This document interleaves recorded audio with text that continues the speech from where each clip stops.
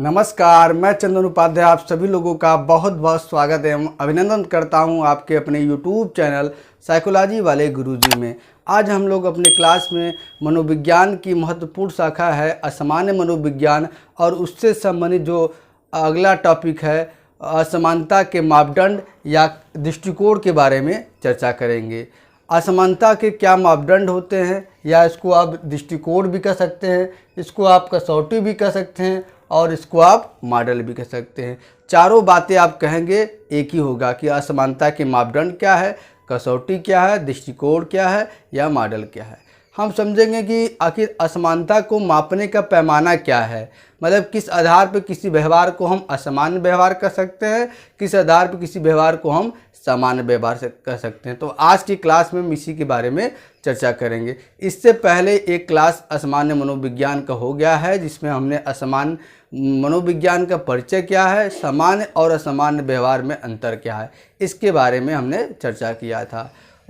अगर आपने वो वीडियो नहीं देखा है तो आप चैनल पे विजिट करके वो वीडियो देख सकते हैं। और ऐसे ही मनोविज्ञान से संबंधित विभिन्न प्रकार के संप्रत्यय के बारे में जानने के लिए हमारे चैनल को सब्सक्राइब करें और ज़्यादा से ज़्यादा शेयर करें। तो चलिए आज का क्लास शुरू करते हैं और समझते हैं कि असमानता को मापने का पैमाना क्या है या किन मापदंडों के आधार पर हम किसी व्यवहार को असामान्य कर सकते हैं। तो देखिए, सबसे पहला जो मापदंड है वो है सांख्यिकी अबारंबारता की कसौटी। ठीक है, इस सांख्यिकी अबारंबारता की कसौटी क्या है? यह इस कसौटी के अनुसार वे सभी व्यवहार असामान्य हैं जो सांख्यिकी औसत से विचलित होते हैं और जो उस औसत में आते हैं वे सामान्य कहलाते हैं। कहने का ये तात्पर्य है कि सांख्यिकी अबारंबारता की कसौटी के हिसाब से वे सभी व्यवहार असामान्य हैं जो सांख्यिकी औसत से विचलित या भिन्न होते हैं। वे व्यवहार जो सांख्यिकी औसत से विचलित या भिन्न नहीं होते हैं उन्हें क्या है, सामान्य व्यवहार कहा जाता है। जैसे बुद्धि लब्धि अगर बात किया जाए तो 90 से 110 जो है बुद्धि औसत बुद्धि का माना जाता है। उसके अंदर जितने भी व्यक्ति आते हैं औसत बुद्धि के माने जाते हैं।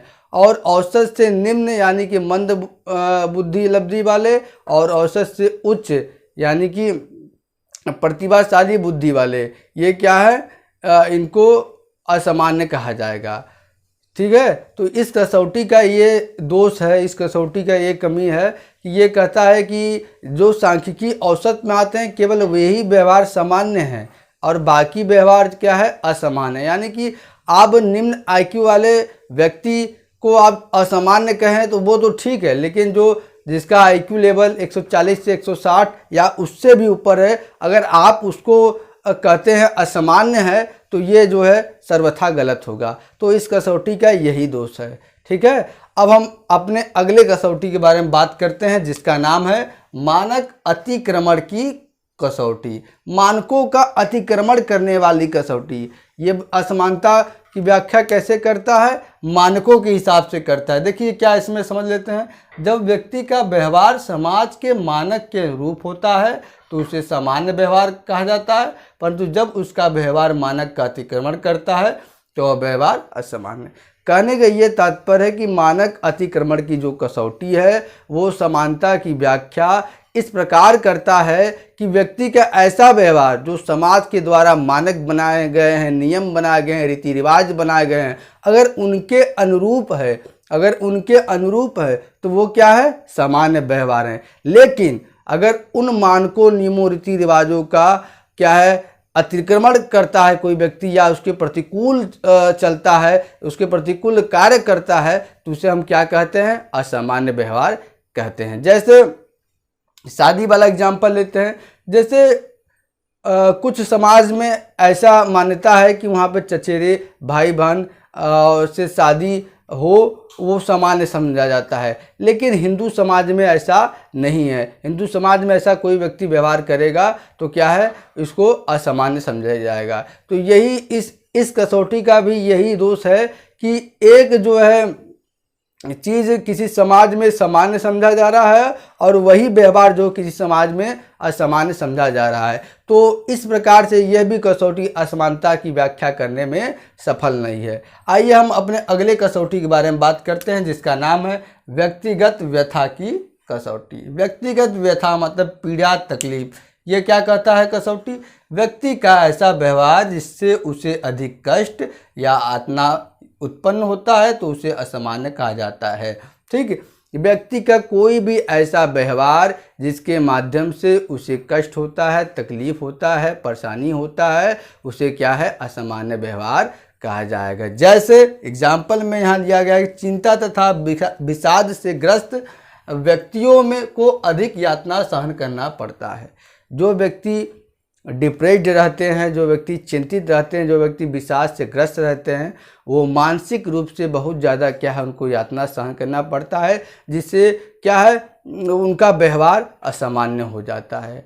ठीक, लेकिन कहा जाता है कि इस सिद्धांत का ये दोष है कि बहुत से व्यक्ति ऐसे होते हैं जो कि अपनी पीड़ा या अपनी व्यथा को जो है कि बढ़ा चढ़ा के प्रस्तुत करते हैं। ठीक है, तो उस हिसाब से उनके उस व्यवहार को असामान्य नहीं माना जा सकता है। ठीक है, तो ये कसौटी का ये दोष है। तो ये भी कसौटी असमानता के संप्रत्यय को समझाने में सफल नहीं है। तो आइए हम बात करते हैं अपने अगली कसौटी का, जिसका नाम है कुसमायोजन की कसौटी। देखिए, ध्यान रखिए, दो बात होता है, एक होता है समायोजन, एक होता है कुसमायोजन।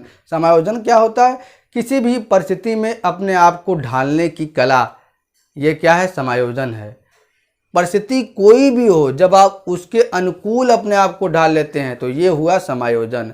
अब परिस्थिति कोई भी हो, जब आप उसको अपने अनुकूल नहीं ढाल पाते हैं तो ये होता है कुसमायोजन। अब देखते हैं इसमें क्या कहते हैं। इसमें कार्सन महोदय 1988 कहते हैं कि यदि व्यवहार कुसमायोजी है तो वह असामान्य व्यवहार है, अर्थात ऐसा व्यवहार जो समायोजन में बाधा उत्पन्न करता है, व्यक्ति के स्वास्थ्य को हानि पहुंचाता है, ऐसा व्यवहार असामान्य है। देखिए, कार्सन महोदय का कहना है कि अगर व्यक्ति का व्यवहार कुसमायोजी है तो वो क्या है? असामान्य व्यवहार है। कुसमायोजी मतलब ऐसा व्यवहार व्यक्ति का जो उसके समायोजन में बाधा उत्पन्न करता है, उसके स्वास्थ्य को हानि पहुंचाता है, उसके अस्तित्व के लिए संकट पैदा करता है और उसके कार्य करने की क्षमता को भी घटाता है। तो ऐसा व्यवहार क्या है? वो कुसमायोजी व्यवहार है और ऐसा व्यवहार को हम असामान्य व्यवहार मानते हैं।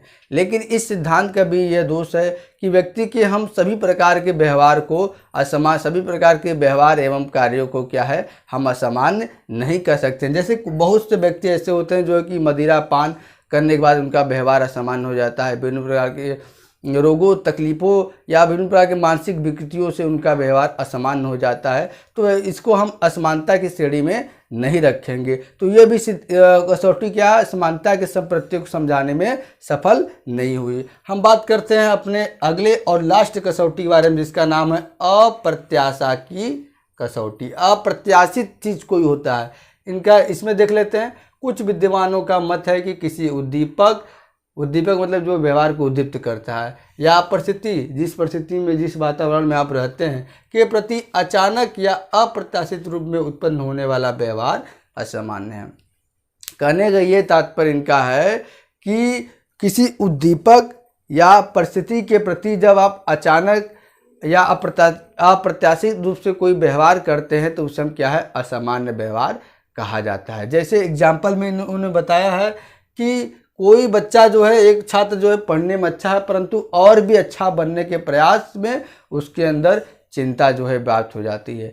तो ये क्या है? उसका व्यवहार धीरे धीरे अप्रत्याशित हो जाता है, धीरे धीरे उसका व्यवहार क्या है? असामान्य हो जाता है। परंतु इस सिद्धांत में भी विद्वानों ने दोष निकाला है, ये दोष निकाला है कि व्यक्ति के अप्रत्याशित या अचानक होने वाले व्यवहार को असामान्य व्यवहार नहीं कहा जाएगा। क्यों नहीं कहा जाएगा? क्योंकि कोई व्यक्ति जा रहा है, रास्ते में सांप देखकर उसको चिल्लाता है, सांप को देखकर डर के चिल्लाता है, तो उसको आप असामान्य व्यवहार नहीं कहेंगे। ठीक है, तो ये भी सिद्धांत जो क्या है? असमानता के संप्रत्ययों को समझाने में सफल नहीं रहा। तो इस तरह जो है असमानता के 5 प्रमुख संप्रत्यय हैं, 5 प्रमुख मॉडल है, दृष्टिकोण है जो असमानता की व्याख्या करते हैं। इन्हीं आधार पे जो है असमानता की व्याख्या हम कर सकते हैं। लेकिन ये संप्रत्यय असामान्य व्यवहार के संप्रत्यय को समझाने में बहुत हद तक सफल नहीं है। इसलिए असमानता को अधिक स्पष्ट करने के लिए विद्वानों ने या कोमर ने अपने एक संप्रत्यय दिया जिसको कोमर्स 4D कहा जाता है। ठीक है, इन्होंने 4D बताया, 4D के आधार पर बताया कि असामान्य व्यवहार कौन है। सबसे पहला बताया इन्होंने डेविएंस, जिसको विचलन कहते हैं। अर्थात असामान्य व्यवहार वह व्यवहार है जो समाज से विचलित है या जो समाज से भिन्न होता है। तो दूसरा बताया इन्होंने डिस्ट्रेस, जिसको क्या कहते हैं, व्यथा। असामान्य व्यवहार वह व्यवहार है जो दूसरों को तकलीफ पहुंचाता है या अपने आप को तकलीफ पहुंचाता है। इनको D3 क्या है, डिसएडजस्टमेंट। असामान्य व्यवहार वह व्यवहार है जो आपको क्या है, समायोजन में बाधा उत्पन्न करता है। चौथा है डेंजर, मतलब यानी कि खतरा। खतरा मतलब असामान्य व्यवहार वह व्यवहार है जो अपने आप को भी खतरा उत्पन्न करता है और बाकी लोगों को भी खतरा उत्पन्न करता है। तो इस प्रकार हम देखते हैं कि असमानता के संप्रत्यय को समझाने में कॉमर्स का जो 4D है वह कहीं अधिक स्पष्ट एवं व्यापक है। ठीक, तो आज की क्लास में हमने असमानता से संबंधित संप्रत्यय के बारे में, मॉडल के बारे में समझने का प्रयास किया। आगे क्लास में हम असामान्य मनोविज्ञान से संबंधित किसी और टॉपिक के बारे में बात करेंगे। आज की क्लास में इतना ही, मिलते हैं हम अपने अगले क्लास में। तब तक के लिए आपका बहुत बहुत धन्यवाद।